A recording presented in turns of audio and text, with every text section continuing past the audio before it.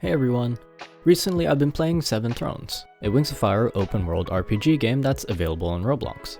As a few people suggested in a previous video, I played Seven Thrones to fill that void of a Wings of Fire game inspired by open world mechanics like the ones found in Skyrim.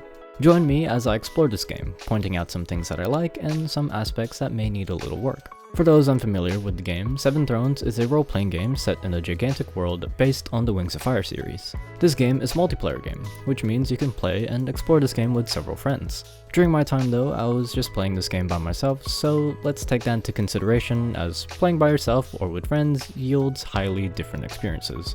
Now let's get into the game itself. When you first boot up the game, it presents you with several pages of tutorial. There are useful slides of information to read, such as combat, trading, collecting items. However, there is one glaring flaw with this whole tutorial screen. Because tutorials are meant to show how the game systems work, it would be best for the player to learn the game's mechanics in a controlled environment where they learn how to compete in combat. Moreover, they can experience firsthand how to interact with NPCs and the world itself. Overall, this can lead to more player engagement because they're invited to interact with the world instead of reading about it on slides. In the current build of the game, however, I believe having the tutorial be represented in slides is informative, succinct, and doesn't interrupt gameplay, especially for players who have already played this game extensively. After the tutorial, we get the character creation screen. I'm actually really pleased with this creation screen. From the beginning, everyone gets access to all the tribes in Pyria, and you are able to customize your character scales to your liking. Additionally, you are able to name your character. A feature that I really like is the different traits that are specific to different tribes. For example, Sea Wings are excellent swimmers and have an increased melee attack damage. Other tribes like Mudwings can heal nearby allies and have increased defense. These are very small and canonical buffs which make every tribe interesting to play. This also makes every tribe viable for combat. I really like this. One other thing that I would like to point out is the accessories tab. From what I understand, accessories are gained by playing the game, which is good. It incentivizes players to unlock new accessories to add to their character, and it even shows a bit of prestige when some of these additions are unlocked. You can easily differentiate experienced players with new ones based on the accessories that they have, which is really cool for this type of game. As long as these are purely cosmetic, then I find it to be a really good addition to Seven Thrones. Overall, I highly enjoyed the character creation segment because it incorporates the dragons with gameplay and has simple yet effective customization. Now what happens in the world itself? Well, in my case, I was thrown on top of Mudwing territory. When I appeared on top of this place, I first thought that I spawned in that particular location because I was a Mudwing, which makes sense in a way. I personally would have liked it if there was one central location where all the players would appear so that friends can easily find each other. Although, in a canonical sense, it would be logical to have different dragons appearing in their natural habitat. This isn't really a big issue at all. Onto some actual gameplay. The gameplay itself is pretty fun.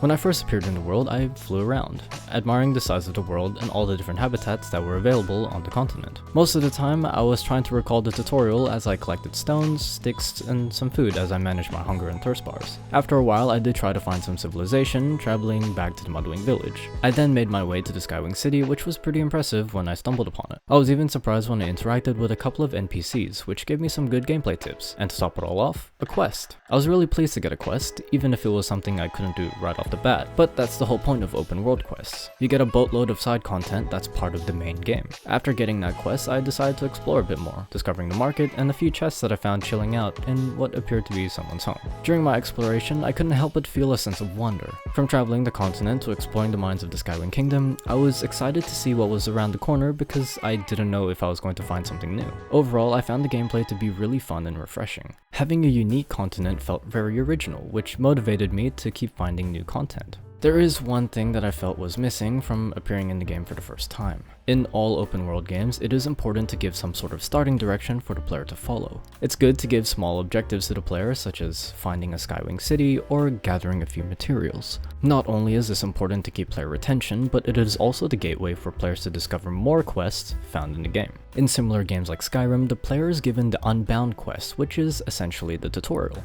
As you are released into the open world, the player is given the suggestion to follow an NPC to a nearby town, which starts the main questline. However, as the player follows the NPC, they can choose to travel to a nearby mine, a small bandit camp, or trail off onto a different path. You see, without this quest, players may wander around, which can give some sort of wonder, but it's not exactly the most healthy way to start a gaming experience. Gamers need to be wowed, which means the fun must come to them rather than the player having to look for the fun. In my experience, I didn't need a quest to suggest what I should do, but the majority of the player base may drop this game immediately if they don't find something to do in the first 5 minutes. In my first playthrough, I did a lot of exploring on my own volition, generally interacting with food and water to feed into my experience. During my time in Seven Thrones, there were a few tools that I used to help me find things to do. I will say having a mini-map is ultra useful in an open world game. With such a massive space, I don't want to be going into a separate menu every time I want to check where I am. Although this may diminish some immersion with gameplay, an option to remove the minimap could be possible, but it's not the biggest problem. In terms of other UI, I do like having a button which shows you the controls. In several Roblox games, controls vary from every game, so having this button is incredibly useful. Also, as you may have noticed, the game has a hunger and thirst bar. It's an interesting choice to have these in the game. Games like Skyrim or Fallout have a hunger mechanic, but it's something that's activated instead of it being a core gameplay mechanic. One thing that I would like to see in terms of UI is quest markers. For example, if you move close to an available quest, you should be able to see a quest giver. This can be done by putting an exclamation point above the character's head. Although this may compromise some wonder and exploration, it gives a clear indication to the player that they can complete a quest and interact with the world. Overall, I find the UI elements to be helpful as they facilitate the player in their gaming experience, but having more quest-related UI would definitely benefit the player's experience in the game. Unfortunately, I didn't have much experience with the combat system. I was trying to find moments to initiate combat, but only with AI NPCs. If combat is only limited to player versus player, then it's an interesting design choice. As I'm only experienced with fighting NPCs, I find it really odd if the only combat interactions are with other players. Introducing random events like NPCs fighting in the world could motivate other players to come in to help defuse a fight or fight for a particular side. Overall, I can't comment on the combat system too harshly because I personally haven't had a chance to experience it myself. For those who have though, please do let me know if there is combat against NPCs and where, because I really do want to experience it.